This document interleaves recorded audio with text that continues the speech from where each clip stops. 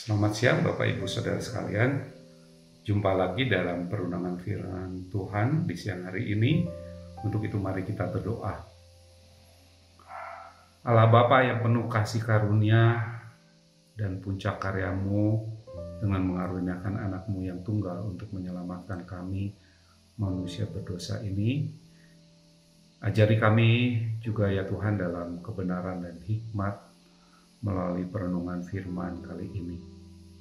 Biarlah kemuliaan hanya bagi nama-Mu di dalam nama Yesus Kristus. Amin. Bapak Ibu Saudara sekalian, kisah perumpamaan anak yang hilang merupakan Injil pengajaran Tuhan Yesus Kristus favorit saya. Kisah dalam Lukas 15 ayat 11 sampai 32 menurut saya adalah pengajaran yang paling relevan dan mengena bagi kita juga di zaman ini, bahkan segala zaman. Beberapa pertemuan kita sudah membahas dari beberapa sudut pandang, anak bungsu maupun sang bapa. Dan kali ini coba kita lihat tokoh lainnya, yaitu sang kakak. Memang bila kita ditanya, andai kata kita menyamakan diri kita dengan kisah perumpamaan ini, siapa kita identik dengan tokoh-tokoh yang ada di dalamnya? Kita sering menjawabnya adalah tokoh anak bungsu yang hilang. Mungkin kita tidak mempersepsikannya secara harafiah saat kita mengebara ke kota lain dan meninggalkan rumah, kampung halaman di mana orang tua kita tinggal untuk studi misalnya, atau bekerja mencari nafkah, atau bahkan berkeluarga. Tapi sering kita mengkaitkan hal tersebut dengan kehidupan rohani kita.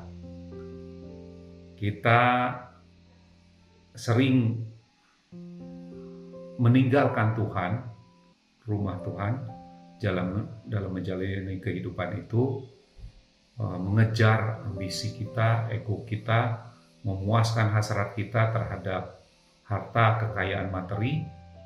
Sering kita lupa, bahkan mungkin sengaja tidak menghadirkan Tuhan dalam peristiwa kehidupan kita. Bagaimana bila kali ini saya mengajukan pertanyaan atau tantangan kepada kita semua untuk mengidentikan diri kita dengan anak sulung, sang kakak, di mana tokoh ini juga ada beberapa kesamaan dengan diri kita, bahkan sifat dan karakternya. Misalnya merasa cukup, taat, setia pada firman Tuhan. Kita merasa kita telah melakukan perbuatan-perbuatan yang Tuhan perintahkan, menjauhi dosa, taat beribadah, setia berdoa, bersekutu di gereja, ibadah, begitu, melayani Tuhan, memberikan persembahan, bahkan perpuluhan. Semuanya memang baik. Seperti halnya anak sulung yang tetap berada di rumah bapaknya, mengerjakan pekerjaan-pekerjaan, melanjutkan usaha sang ayah, mengurusi segala sesuatu tanpa mengeluh, setia mengerjakan segala sesuatu, intinya sangat bertanggung jawab sepertinya.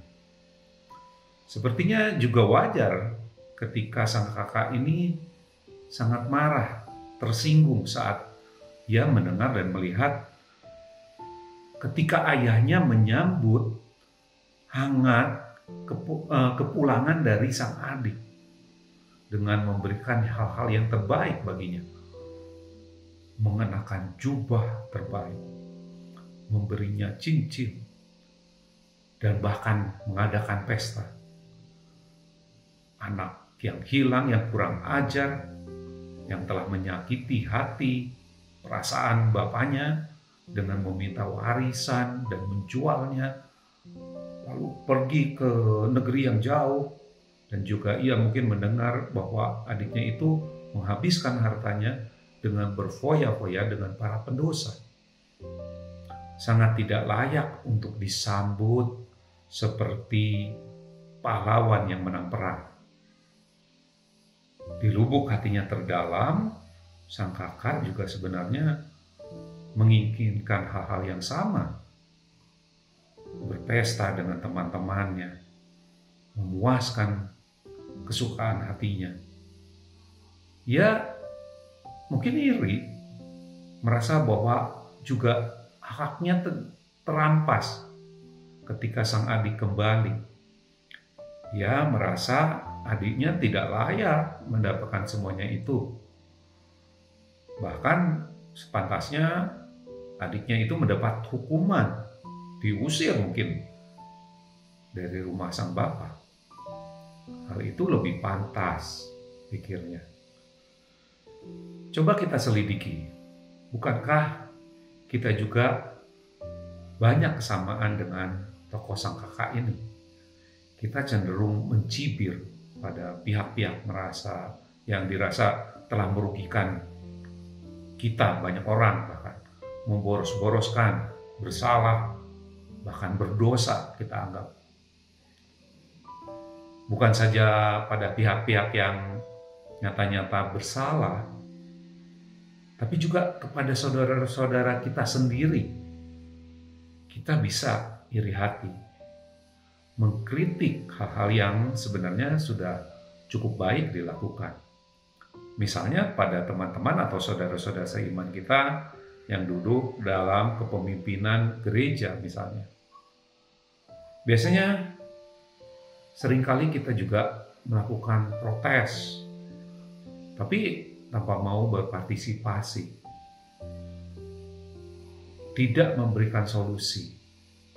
Bisanya cuma nyinyir, seringkali istilah itu dipakai. Bukankah kita semua pada hakikatnya adalah anak-anak Bapa yang juga dalam parabel kedua kisah anak hilang ini itu terjadi pada diri kita. Siapa yang benar-benar mau kembali ke rumah Bapa akan dipulihkan, disambut sang Bapa, pemilik segala kemuliaan itu.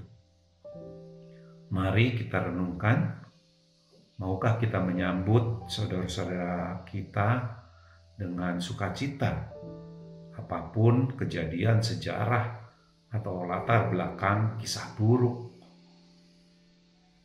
Saudara kita itu disambut sebagai saudara seperti yang dilakukan oleh sang Bapa.